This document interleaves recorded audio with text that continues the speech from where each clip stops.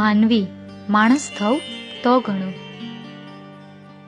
પોતાના ઘરથી તરછોડાયેલા, રસ્તા ઉપર રહેતા, માનસિક રીતે બીમાર અને જેમનું કોઈ નથી તેમનો આશરો બનવા પ્રકૃતિના સાનિધ્યમાં અમદાવાદથી લગભગ 10 કિલોમીટરના અંતરે દેવડી ગામ પાસે જનહિત ફાઉન્ડેશન દ્વારા વૃંદાવન ધામની સ્થાપના કરવામાં આવી છે.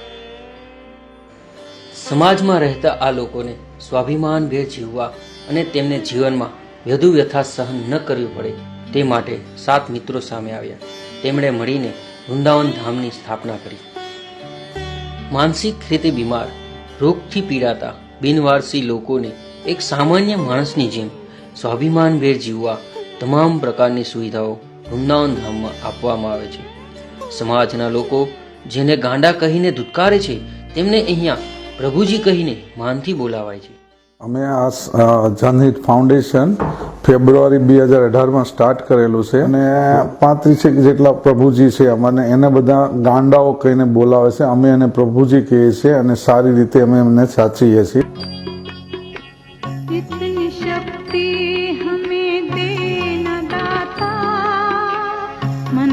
विश्वास कमजोर होना, इतनी शक्ति हमें देना दाता, मन का विश्वास कमजोर होना, हम चले नेक रास्ते पे हमसे भूल कर भी कोई भूल होना.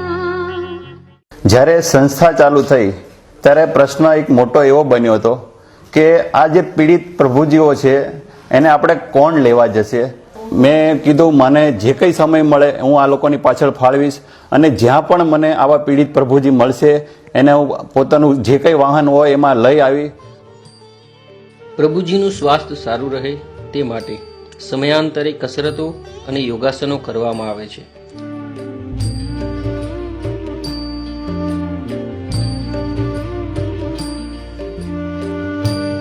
એવું લાગ્યું કે ભાઈ આ બગોદરાથી જો અહીંયાથી લઈને આવ્યા હોય આ પ્રભુજીને તો આપણે અહીંયા જ નજીકમાં કંઈ આવી સંસ્થા ચાલુ કરીએ.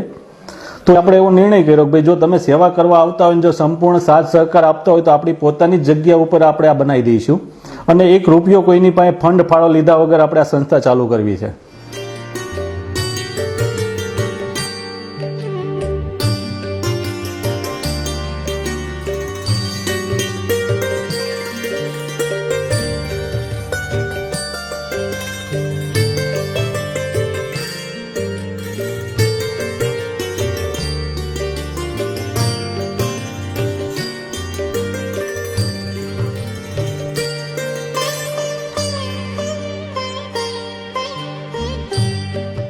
તેમના આરોગ્યનું પણ ખાસ ધ્યાન રાખવામાં આવે છે.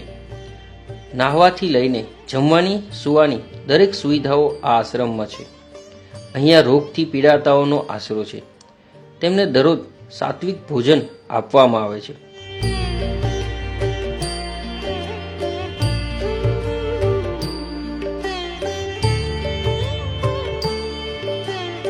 જેમણે આ મહાપરોપકારનું કાર્ય હાથ ધર્યું છે તે મિત્રો પોતાના હાથે જ જમાડે છે. જ્યારે મેં જોયું કે આવું બધું બગોદરામાં એક જગ્યાએ કામ થાય છે પણ અમદાવાદની નજીક ક્યાંય આવું કામ નહોતું થતું.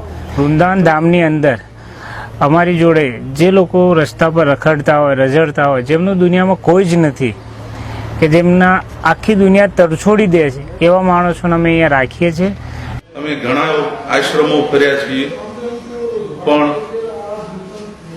જેટલી બને એટલી વધુ ને વધુ અમે પ્રભુજીની સેવા કરીએ કે એવી અમે ટ્રાય કરીએ છીએ. અમારો હેતુ એક જ છે કે જેનું કોઈ નથી, આધાર જ નથી, એવા લોકોને અમે વધુમાં વધુ કેવી રીતે સેવા આપી શકીએ એવી અમે ટ્રાયમાં છીએ. અમારી જોડે કાકા પીવીસીના રાજુભાઈ ગોંડલિયા અને મનોજભાઈ ગોંડલિયાનો ખૂબ જ સહકાર છે, જેના કારણે આ આખો આશ્રમ ચાલે છે.